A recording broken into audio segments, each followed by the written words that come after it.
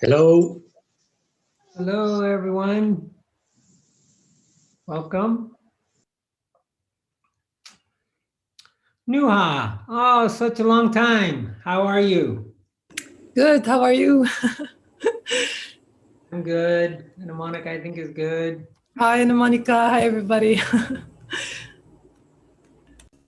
Yeah, we're doing the lockdown thing starting tonight in California. I believe the whole state of California is going on a strict lockdown again because the COVID cases have been rising and the hospitals are close to full. And so we'll see all through the holiday. It's supposed to end, I think, on January 4th. At the earliest. At the earliest. But still, I'm glad I'm not a party person anymore because my life isn't that much different, right? I stay home at night. I don't go out, and I didn't before and I don't now. So it's not too bad. But for some people, I imagine it's very challenging. Yeah, what else? Huh? Martina has a question. No, we can still go for walks. It hasn't been restricted to essential activities only. It just means a lot of businesses that have been open, like hair salons, tattoo parlors, barbershops, have to close. And grocery stores, places like that have to go down to 20% capacity. But you can still leave your house for walking, and the parks are still open. But parks are open, but museums and playgrounds are closed. I don't know how they've chosen some and not the others, but open spaces are open, but playgrounds, museums, zoos are closed, things like that. So it's a very detailed list, and even some businesses are still trying to understand what it means for them. So yesterday there were a lot of people out on the street in case it was the last day for things. So today is, but for places that are closed on Sunday. Yeah, so we'll see. Yeah, well, hopefully this vaccine or these vaccines, I guess there's more than one, right? They're going to work, and maybe by summer life will be more or less back to normal. Yeah. Anyways, today, just as a little introduction, especially for those of you who haven't been with us for a while, we have been talking about the Noble Eightfold Path, and we have covered the first two factors of right view and right intention. And today we'll talk a little bit about right speech. And I thought we may do this over 2 Sundays. But if there is some time or the opening today, I also might introduce something that I just love. And I know Nacho and others have also come in contact with it. It's called nonviolent communication. And it's not specifically a Buddhist practice, but it very closely aligns with right speech, and it's very accessible. There are more and more trainers now in Spain, more and more classes and stuff. It's really quite awesome. So maybe we'll have a chance to talk about that a little bit today. Maybe it'll be next Sunday. Anyways, for the meditation, again, we'll start off with a samatha, concentration, calming period, the probably close to 20 minutes. And then what I wanted to introduce, and this is really to sort of put closure on the right thought, right intention of last week, is in the final 10 minutes, I invite you to be aware of your thoughts and how they might be desirous, which we did a little bit last week, wanting, craving, or whether even maybe worse, if you want to call it that, you might have thoughts of ill will towards somebody, like some resentment, some anger towards somebody, or even worse yet, that you want harm to come to somebody. And if these things come up, they just come up. They're not us. They're not who we are. They're just thoughts, right? Or notice if the opposite comes up, right? If there's renunciation, if there's letting go, if there's goodwill or metta just arising, and if there's compassion, karuna, just arising. And, from a point of an observer, it's like you're watching somebody else's mind, or you're watching a movie or something, and just see what kind of thoughts arise during that last 10 minutes. And if you don't want to even get all tangled up in thoughts and you just want to continue with the samatha practice or whatever else, that also is perfectly okay. But I'll introduce a little bit of this. It's really the third foundation of mindfulness, being mindful of mental formations, in this particular case, the types of thoughts we have. Just not, so it won't be too boring, right? If you got to add things occasionally. So if we have no questions, set the timer.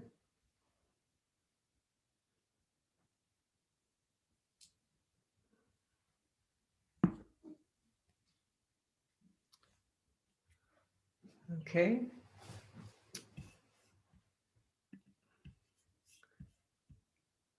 So as usual, let's try to find a comfortable posture.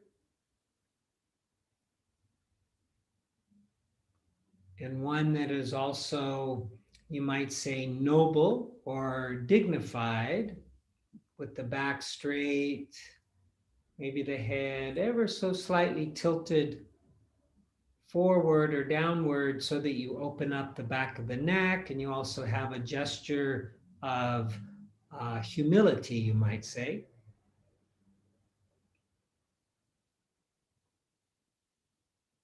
And one of the anchors or home bases or objects that we can use in meditation is the posture itself.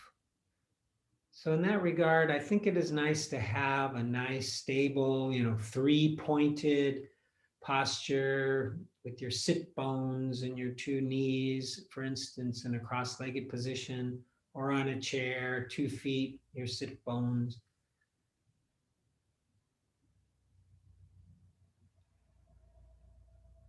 And so let's try to find the body, feel the body. I know for many of you, it's been a full day, maybe lots of energy still flowing, or maybe you feel like taking a nap. Either way, sometimes it's hard to re-embody ourselves.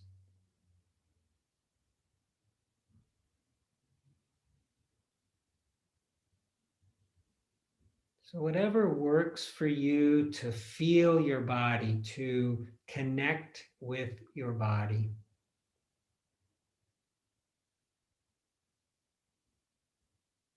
Maybe points of contact where the body's touching the cushion or the chair, the bed, the floor. We just notice that sensation, that feeling, that awareness of contact.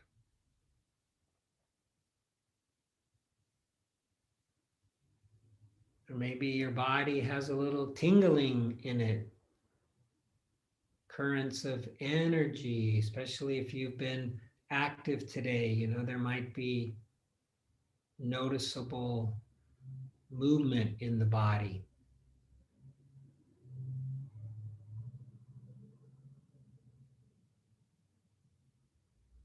And no worries when the mind grabs onto a thought, wants to think. Just direct the attention back to the body again and again, feeling the body.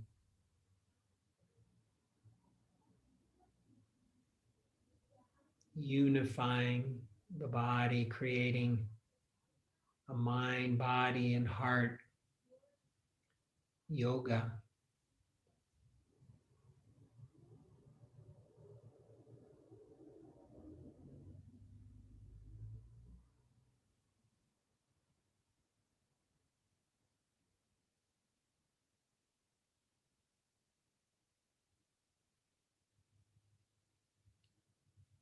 Now you may have already noticed that your body is breathing.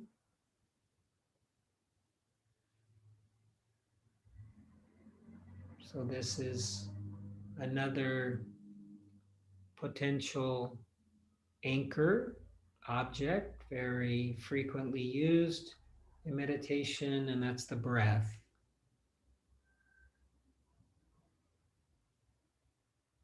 So with the breath, we want to find it first, and then find where it is very obvious to us.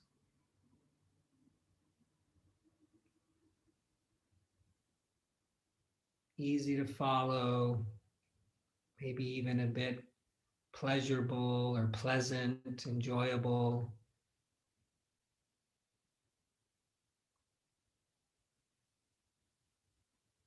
So maybe it might be in the movement of the belly, movement of the chest, or the in and out of the nostrils. And you can pick one spot, try to follow it there, or you can follow it on its journey through the body.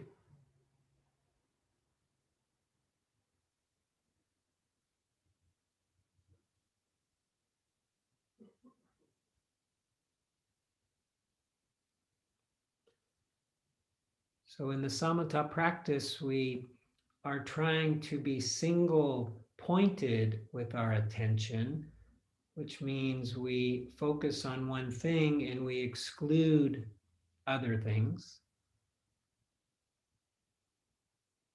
So either we pick, for instance, the body as an anchor, the breath as an anchor, or maybe if the body's not working today, you can use sounds, hearing. I like this very much sometimes. It's very receptive. I'm just waiting for sounds to enter into my ears, not interpreting them, not naming them, just noticing sound, hearing.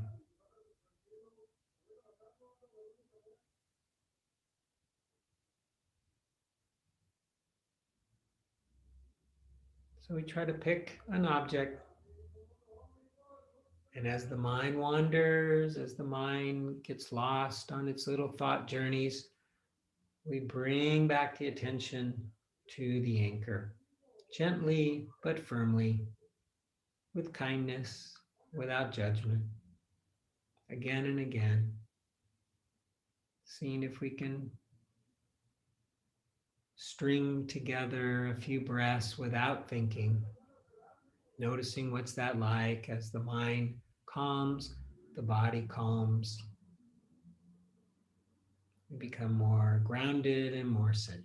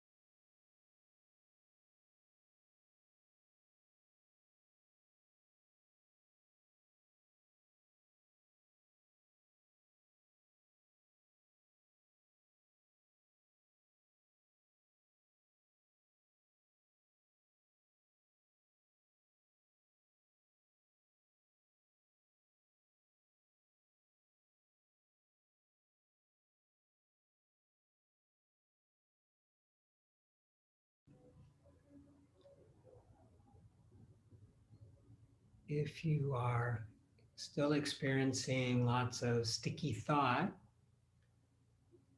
and if you find it supportive or helpful, you can name or label your experience.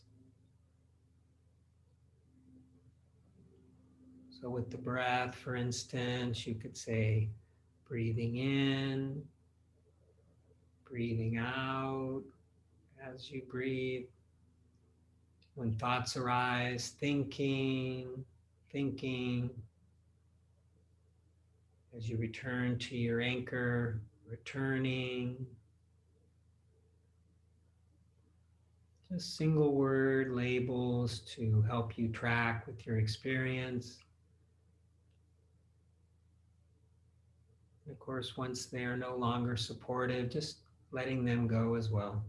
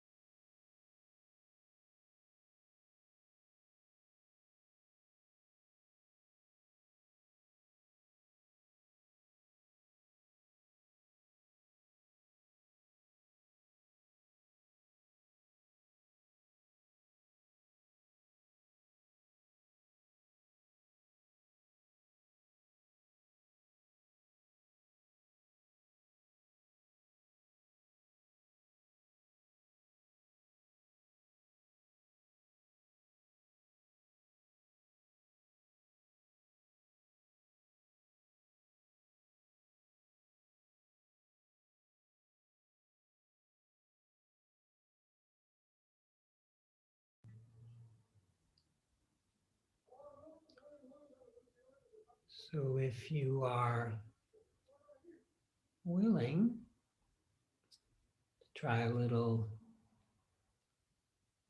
third foundation of mindfulness, mindfulness of sankharas or mental formations.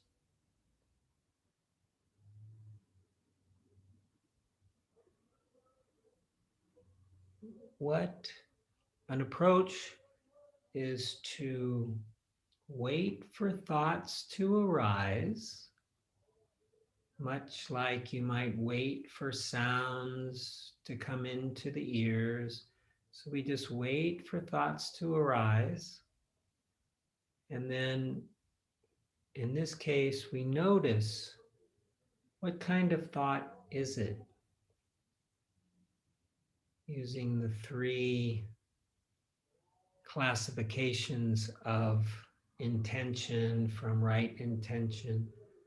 So is it desirous, or is it ill will or aversion, or is it hateful or harming, or the opposite of those? So renunciation or letting go, goodwill or metta, loving kindness, or compassion, karuna. Without judgment, without personalizing it, just noticing the thoughts like they're on a TV show that you're watching, a Netflix movie or something. We just notice, maybe chuckle to ourselves, watch them pass.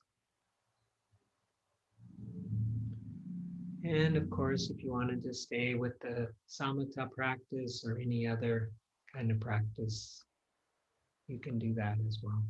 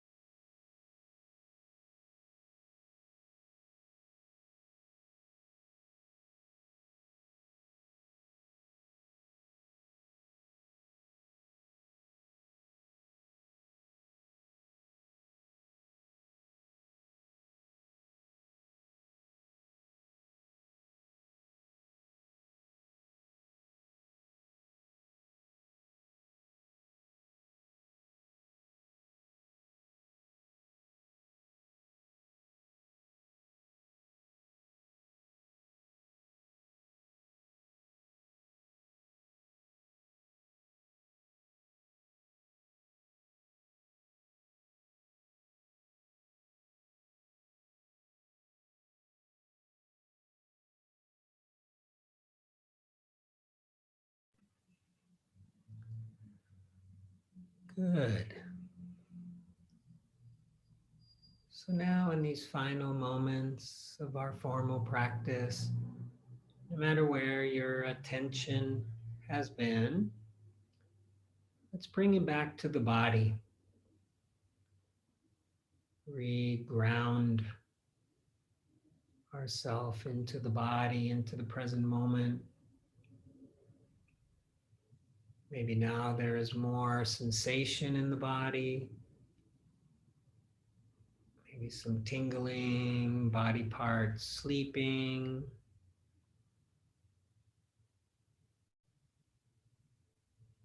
Maybe the body feels a little heavier or even lighter.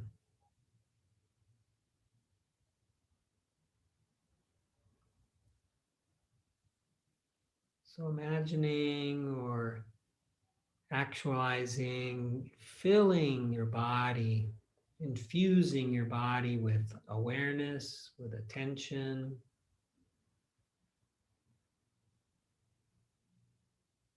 Maybe even imagining you can go a few centimeters beyond the skin into your energy field.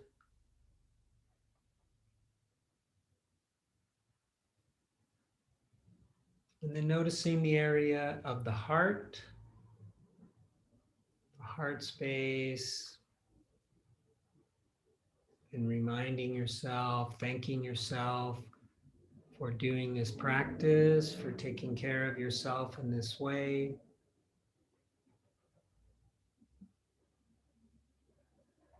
And thanking yourself for your service.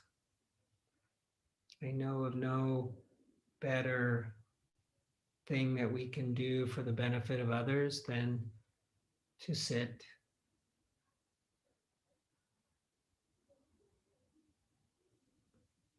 connecting with ourselves. And then thanking everyone else on this call for their support, for their practice, for their service. And imagining you can extend out your awareness to give everybody a big awareness hug. All of us in this Sangha that we've created. Some of you have been coming to this one for years now.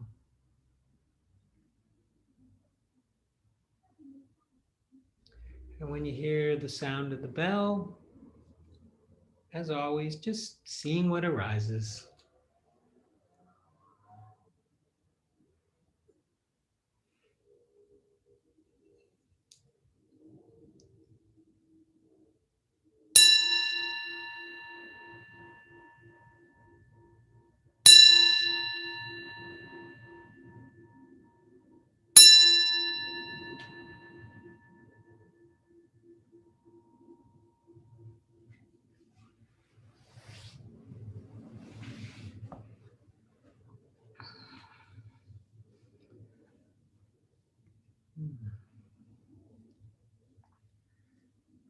Thank you all very much. Such a privilege to practice with you each Sunday. And really helps me, see things more clearly as well, because I'll maybe suggest something to you, and then when I do it, I'll notice, well, maybe I could have said it in a different way, or added something. Like I was noticing for my thoughts during that 10 minutes or so at the end, I didn't really have too many that kind of went one way or another. They're mostly just in the middle and kind of boring, not ill will, not goodwill, not grasping, and not renunciation. So I was thinking maybe I probably should have mentioned that, because I imagine other people had that experience. But I did have a couple where I saw my mind wanting to crawl a little bit towards changing people, like, which is a form of ill will, right? It's like, if I don't approve of you and love you exactly as you are, that is, I want to change you, I want to get you to think differently, think like me, or whatever, that's a form of ill will. And in fact, it could even go to the point of it's a form of harming, right? So anyways, thank you for your teaching and your wisdom. So yeah, I thought we would continue on. I hope you guys are enjoying this. The Noble Eightfold Path, and I'm just going to keep doing this. So we all, for those of you who don't have it fully memorized, so we'll get it memorized. So first we'll do a little summary. Remind yourself what it is. So here I go into the share screen. Oh my God, I'm always nervous when I do this. Let's see, where, I think this one will get us there. Yeah, so does everybody see the Noble Eightfold Path, a little list? Very good, okay. So just real quickly, as most of you know, so we've done the first two, right view and right thought or intention. And just a quick summary, in the traditional Theravada philosophy or teachings of right view, the right view is the understanding of karma and the consequences of karma. And it is understanding or knowing the Four Noble Truths. That there is suffering, there is a cause of suffering, that there is a cessation of suffering, and there is a path, right? And so then for right thought, right intention, as we talked about, those come down into three of renunciation, goodwill, and harmlessness. These are the intentions we want to cultivate. And this is going to lead us now to the next one, which is one of three: speech, action, and livelihood. These are called the ethical factors, or sila in Pali. And it's so, this was done 2,600 years ago, and it's just so brilliant, and it's so pertinent today that, right, speech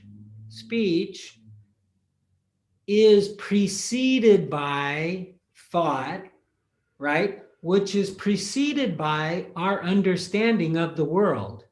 So it's very wise the way the Buddha put this, where we start with deep down, what is our understanding? What is our view? And how this generates the kind of thoughts that we have, the resolve, the intention, which will then manifest in the things we say. And as we see in the actions we take, and even how we live our life. So that's, I think, why it's in this order. Now, with right speech, action, and livelihood, the sila or ethical factors, we have something similar in, Christianity and Judaism, Hinduism. In Buddhism, they are really for two reasons, I would say. One is to purify the mind, because if we're, saying lies and gossiping all the time and so forth, and if our actions and our livelihood are not ethical, they're not moral, it's going to be very difficult to do the next three factors, which are the meditation factors: effort, mindfulness, and concentration, because your mind's going to be filled with all this guilt and, and with lies. You get tangled up in your lies. I told a lie here, so now I got to tell a lie there in order to not get caught or whatever. I mean, it'd just be a mess, right? So there's a purifying reason for these factors. There's only 8 of them, and 3 of them have to do with ethics. They have to do with purifying the mind. But also, the Buddha understood that if we follow an ethical path, we can create a society that is more harmonious, an harmonious society. And this was very important in and it still is in much of Asia, they put a lot of emphasis on harmony, while maybe in the West, we put a lot more emphasis on individualism, right? We have our focuses, and their harmony is very important. And so if everybody was running around lying, well, look, I really connect these. I'm going to stop that for a second. I really connect these with politics. I love watching politics. It fascinates me for some reason. And we're going through in the United States a very interesting time where we have a president who lies nonstop, just nonstop, and we have people who believe him. And the things the Buddha said about why it is important not to lie are playing out in this country right now, where the country is not harmonious. The country is very divided, right? Two sides. And I see it in Spain as well. I don't know about England, but or Italy, but in Spain also, although, I'll go through quickly in a minute what the different forms of right speech are considered. But one of the second one is, would call it slander, where you try to degrade somebody for your own benefit. And I just read something in the paper today about how the leader of the opposition party in Spain is saying the threat to Spain is not from outside Spain, it's from within our government. And and he's pointing at I think the junior partner in the government. Just as if they're bad, their intentions are bad, they're evil people. This is a form of slander. This is not right speech. And this has been going on in the United States now for many years. When I was a young kid, our political parties more or less got along. They may have disagreed on ways of doing things, but they more or less believed that the other side wanted good for the country. That the other side was honest in their intent. But now one side demonizes the other side, and the other side does it too, but less. But one side especially, it's like they're evil, they're worse than the worst, thief or whatever. This is not right speech, but they're great examples. And if you follow politics, then you can really see it. It's like, wow, that is not right speech.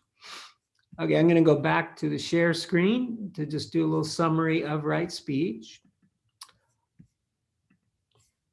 So there are considered to be four types of right speech in Buddhism, in the Theravada version of Buddhism. And the first one is to abstain from lying. Right? Pretty straightforward. It also includes, though, not saying something when you should have. But mostly it's about just outright lying. Abstaining from slanderous speech. This is the one that I mentioned a moment ago about how we're trying to degrade somebody, degenerate, is that the word? Deteriorate their reputation, make people hate them, especially if our intent is something that I want.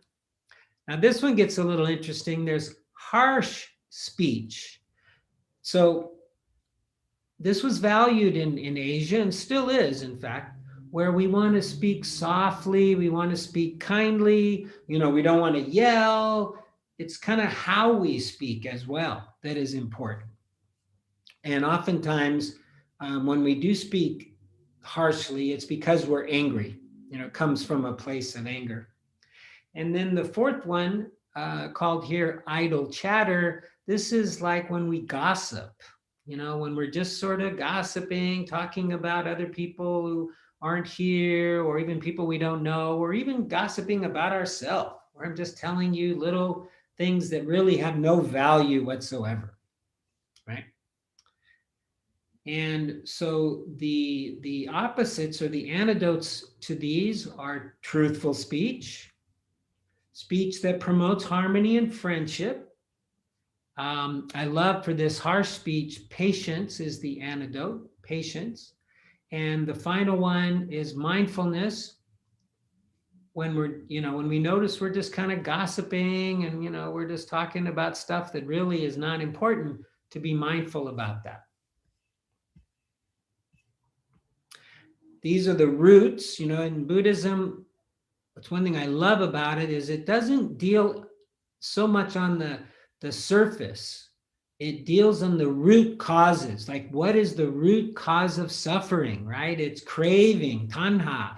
It tries to get to the root because it wisely knows that, you can try to stop the superficial action, but if you don't get to the root, it's just going to happen again, right? So you got to get to the root. So the root, or the causes underneath these, for the lying, it's when it's spoken from greed, hatred, or delusion.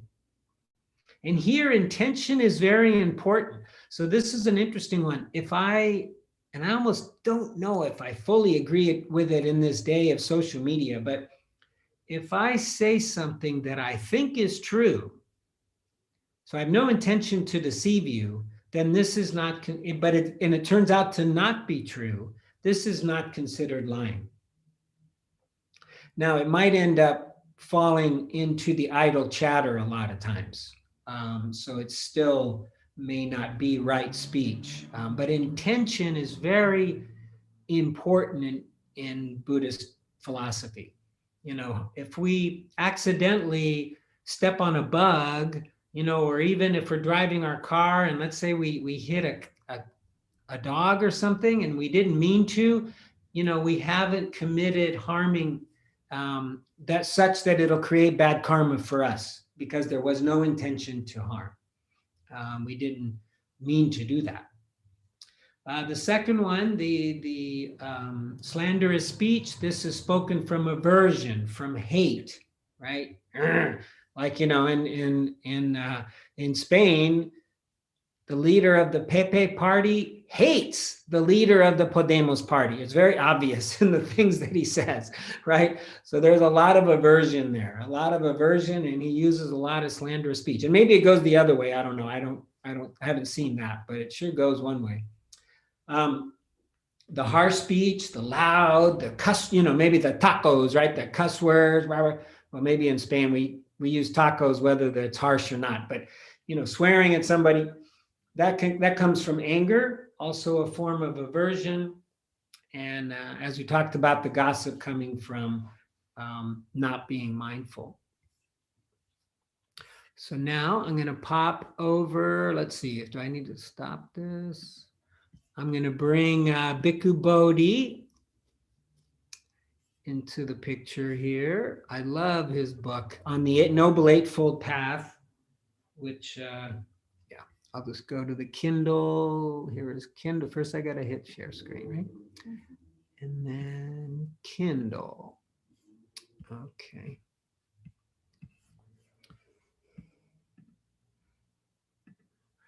Let's see, go to the very beginning here. Bear with me. Okay. So this is out of Bhikkhu Bodhi's book. And as you can see, he's grouped the three ethical factors together here: right speech, right action, and right livelihood.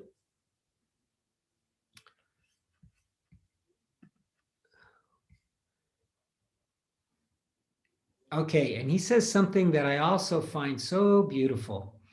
He says, the ultimate purpose of these three is not so much ethical as it is spiritual. So keeping in mind that this is a spiritual path, maybe for some of you that might sound a little scary. I didn't say a religious path, but it's a spiritual path. It's a path of awakening, right? Which is a spiritual endeavor. And so it's integral. It's almost like you can't take these out of the spiritual path, the Noble Eightfold Path, and and expect to be able to realize the end of suffering. It just wouldn't. Just try to imagine you meditate hours a day. Maybe you even have right view and intention, but yet you're stealing, you're lying, you're committing harm. It just isn't. It isn't going to happen, right? So he writes, thus for the moral training to become a proper part of the path, it has to be taken up under the tutelage of the first two factors, right view and right intention, and to lead beyond to the trainings in concentration and wisdom. In other words, it's integral. It's needed as much as those others are needed. It's not something that we can take lightly. Oh, he even says that. He says, though the training in moral discipline is listed first among the three groups of practices, it should not be regarded lightly. It is the foundation for the entire path. Wow. I'm going to just highlight that too. It is the foundation for the entire path.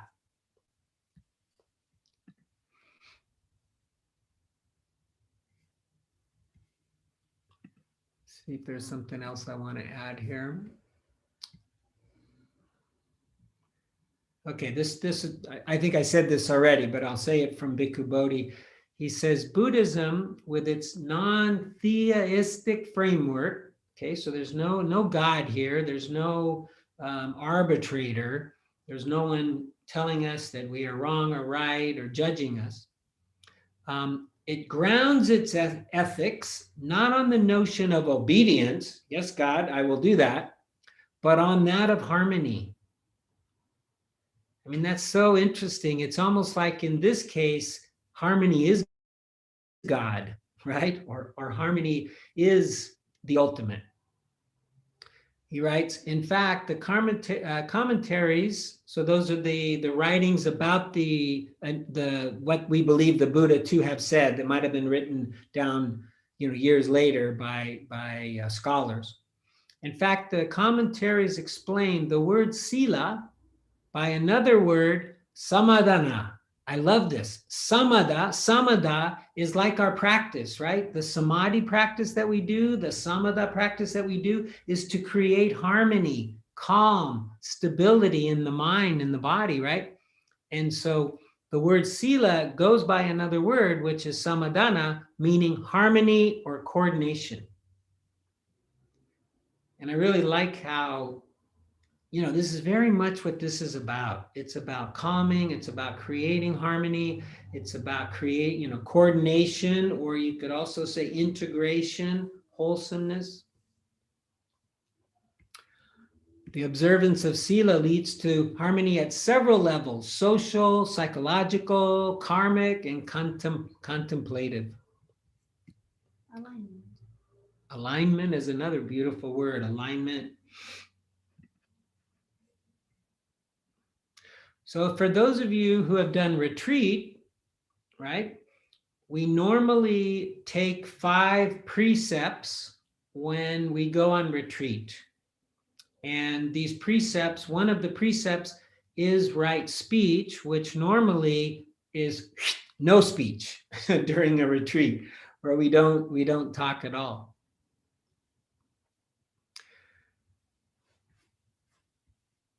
So let's see if there's anything more here. Okay, we talked about the 4 types. So the first one, false speech, lying. He writes, herein someone avoids false speech and abstains from it. He speaks the truth, is devoted to the truth, reliable, worthy of confidence, not a deceiver of people. And it is said that the belief is that a bodhisattva, which you could argue that we're all bodhisattvas, right? We're on the path to awakening and we are doing our best.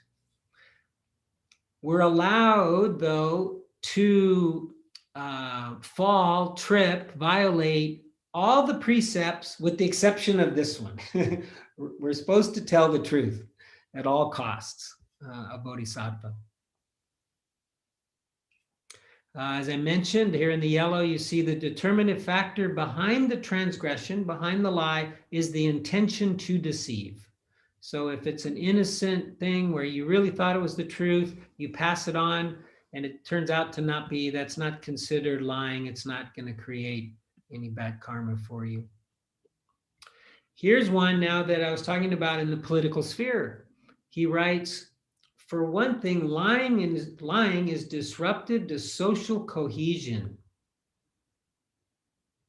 And this is so important. It's like right now in our country, the cases of COVID have just shot through the roof. We've had 1 million new cases in the last 5 days, right? We've had 10,000 dead people just in the last 5 days. And part of the reason is people don't know who to believe. People don't know if they should wear a mask, if they have to. So some people don't even believe COVID is real. And the reason is because so many people are lying about it, starting with our president, right? Where he said it'll be gone in April, it'll be gone with the warm weather, it's just like the flu. I mean, he's so confused people. So there's no social cohesion here, right? And in the wearing of masks, it's like our meditation, right? Yes, it helps us, it helps protect us, but it also helps protect others, right? And it sends this positive message that I care about you. I don't want to hurt you. I don't want to harm you. It's such a simple little thing. But in America, so many people won't wear a mask regardless. All right.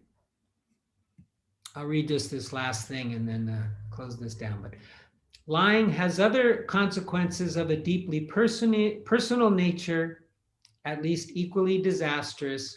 By their very nature, lies tend to proliferate. In this, if you've ever gone on a little lying spiral, you know that you start with a little lie, and then you got to tell another lie to cover up the first lie, and then you got to lie to somebody else so they don't find out the other lie, and pretty soon you're just in a whole web, a mess, a liado of lies, right? It's a slippery, dangerous slope.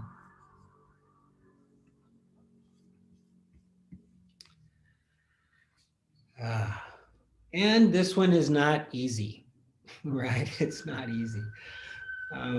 I can tell you in my business, which I'm trying to right now extract myself from as much as possible. So when I come back to Spain, hopefully in February, or hopefully Santa Monica too, but I'll be free of this business. But it's a business filled with lies. I mean, you see it all the time. People they say what they think people want to hear rather than what is the truth. And then you've got to do investigation to figure out what is the truth. It's really quite absurd. Or we, in this business of real estate, and stuff like that, people lie to make money. They think, if I just say this, then I'll make more money. And it's not a form of right speech. And I just love the idea that our whole economy, our government, our world could be governed by Buddhist principles. I think it would be just such a better place, right? But we all have to have right view and right intention. So we don't have time to talk about it, but next week I do hope to introduce this nonviolent communication. So this is the book that Marshall Rosenberg wrote. I highly recommend it as a companion practice to mindfulness, to meditation. One of our teachers, Anna Monica, and I took it was like a year-long course, right? That one with Kathy Simon, it was like a year course on nonviolent communication. And, and she said it very clearly. She said, nonviolent communication is a mindfulness practice. It is a mindfulness practice. And I believe that she's right on that, this teacher of ours. So we'll get into that hopefully next week. Little different than, the 4 that we talked about, right speech. They use the expression of needs and feelings, right, to really get to our truth, and to say our truth in a way that isn't violent, that isn't harming, that isn't scary. And then on the other side, they use empathy, that full-bodied mindful listening, that non-judgmental listening. And these are the kind of pillars of nonviolent communication. Yeah, so we'll talk a little bit more about that next week. And if there's any interest, we'll find out. I'll do a little poll, but we could even break up into small groups of just 2 people and do some mindful listening. Yeah, just an idea for next week. So I'll stop there. Is there anybody who has a question or would like to make a comment about your practice, about what we're talking about? Love to hear from you.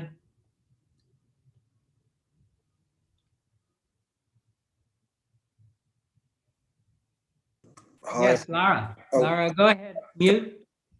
Unmute yourself, Lara. Yeah, just a quick comment. Thank you for that. Really interesting.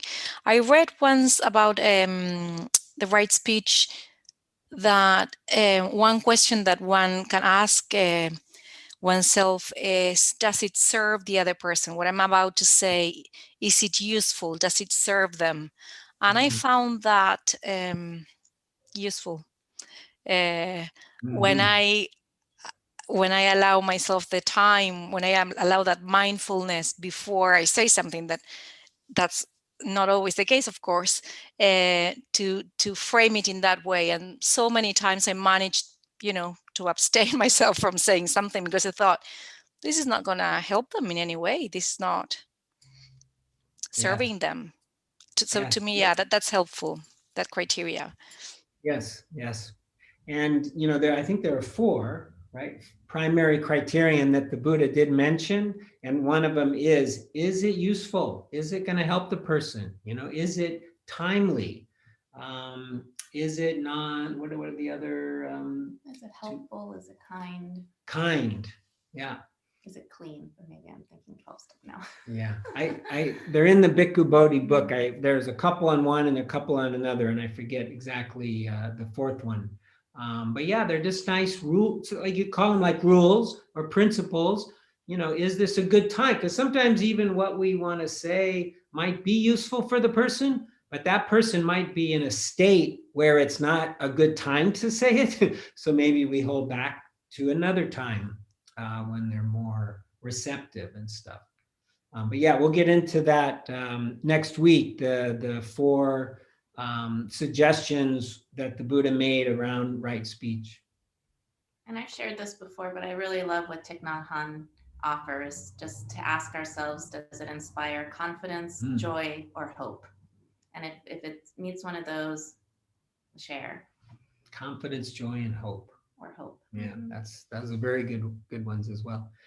Robert, did you have something to say? I couldn't tell by your motion. No, I was just gonna, you kind of mentioned about lying and intent and social media and all those sort of things about people perhaps even sharing something that is not true, but they might believe it to be true. But I think often the case is people often, they might want to believe it's true, but there's no evidence that it is, but they still propagate the lie by sharing. So I mean, it's probably better not, unless you really know what you're talking about, it may be better not to, stir things up even more. And I've been trying, hopefully I'm not too much of a gossip anyway, but I've noticed with work, for example, I really try to abstain from talking about, we can talk about business things, etc., but I really try not to talk about personal aspects of the person now, Before I may have, well, I'm going to put it this way. People sometimes will write to me and they're talking about someone, and the temptation is to join in with that and say, yeah, you know what, you're right. And that person is not doing that right and blah, blah, blah. And I really try now to just try and solve the problem, really separating it from that individual and not make any personal comments about that person at all. Yeah. Or not reply, whatever, But I definitely less is definitely more. Bit like Lara was saying about perhaps it's better not to say anything. I have to say I agree with that. I think Yeah. Too much is said now about everything anyway, and written, and as we know, there's just a proliferation of information out there anyway. So yeah, probably a little bit less participation is not a bad thing, really. Yeah. You know, and you said something very interesting that I hadn't really thought of, and that is how we often listen hoping to hear something that supports what we already believe. So we could have a belief that is erroneous, you know, a lie basically, but we believe it, and then we're hoping to hear reinforcement of that. We're hoping to hear confirmation of that, and then those are the ones that we spread. And this is something, you know, that the Buddha couldn't have imagined. In fact, we couldn't have even imagined it 20 years ago.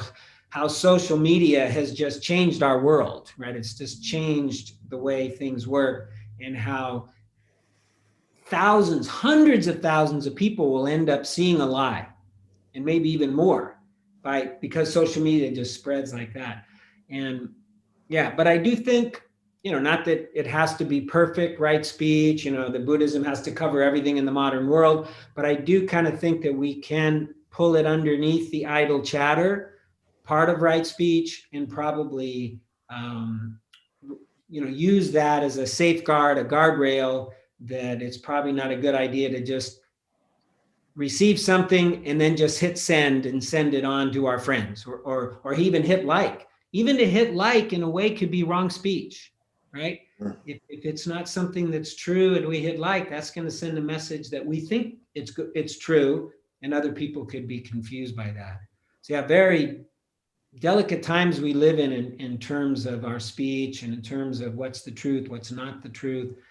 And you know, I have my daughter, I love her to death, but she, I think, is in a left-wing bubble. Now, I'd much rather her be in a left-wing bubble than a right-wing bubble, but she's still in a bubble, you know, and she doesn't often, she isn't able to see what might actually be the truth, because she's in this you know, feedback chamber run by computers as to what she sees in terms of the news.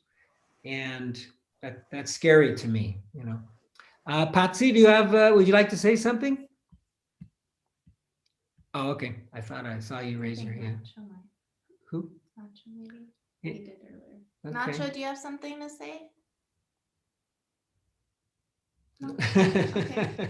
Okay, well, we are out of time anyway, so To say that for me it's very hard to realize. I just started realizing very recently how sometimes when I'm telling things to other people, it's more about myself than about them, you know, that sometimes we can be so self-centered. We can have this egocentrism, is it said? Do you understand? Yeah, egocentric, yeah.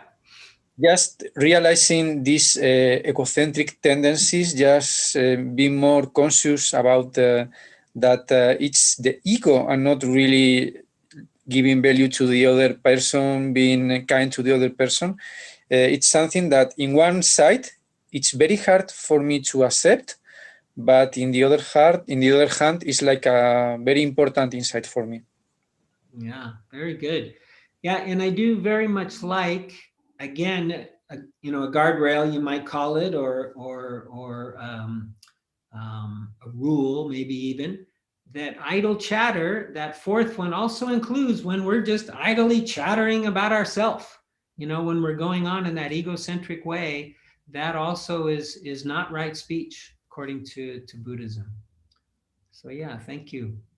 Well, why don't we do a quick metta meditation, and then I'm happy to stay on and open up some small groups if you'd like to share with each other.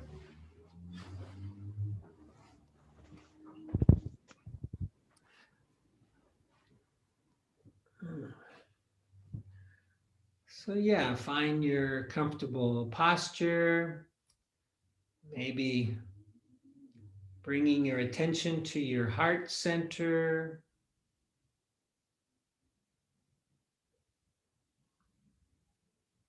Now you could also recall that metta, goodwill, loving kindness, is the antidote to ill will.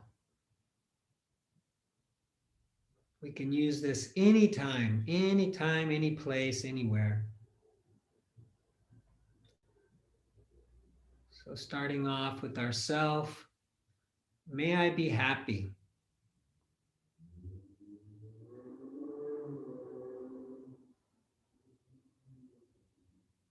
May I be well.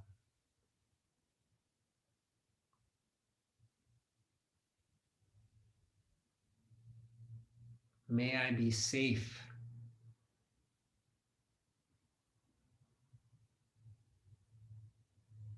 May I live with ease.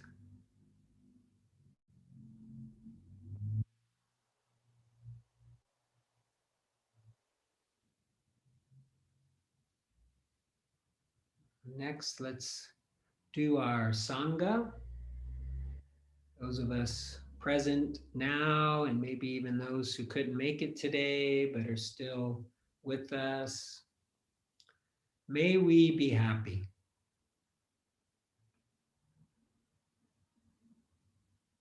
May we be well.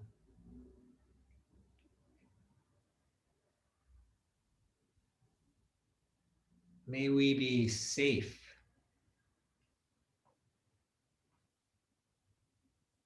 May we live with ease.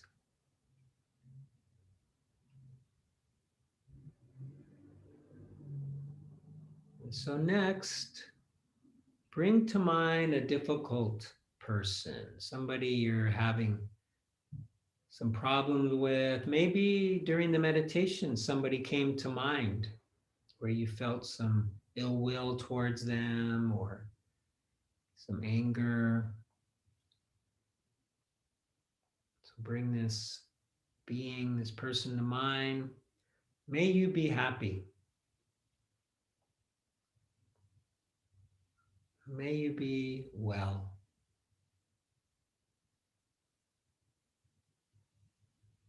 May you be safe.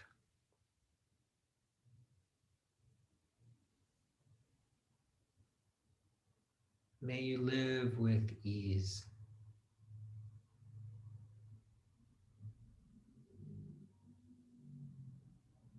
Lastly, we'll do all beings without exception in all directions.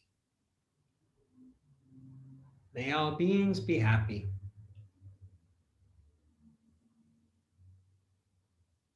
May all beings be well.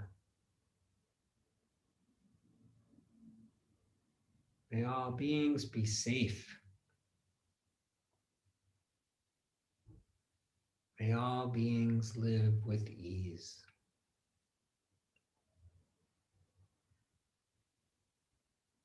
And finally, we'll dedicate the merit, the fruit, the benefits of our practice today, the teachings, our Buddha nature, and our Sangha.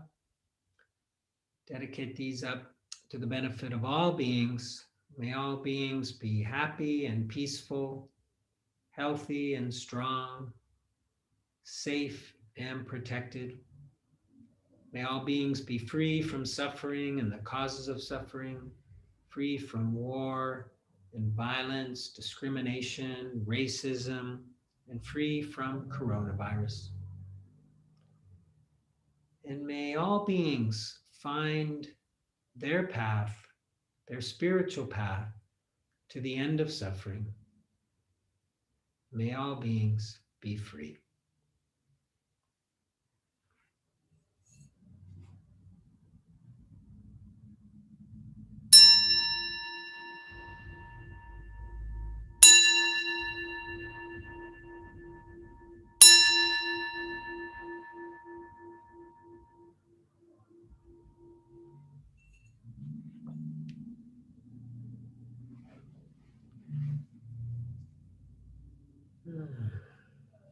Well, thank you again for being here. Such a privilege to be able to do this. Thank you, Jim.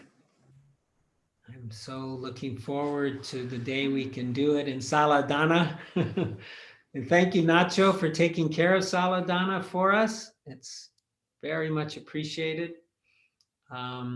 Yeah, if you want to unmute and say hi to each other, feel free. I'll also set up some small groups for those of you who want to stay on and connect with each other. And yeah, hope to see you all next week. Take care. Okay. Thank you, Jim. Thank you, Thank Jim. you, Jim. Thank you. Thanks so Thanks. much. See you.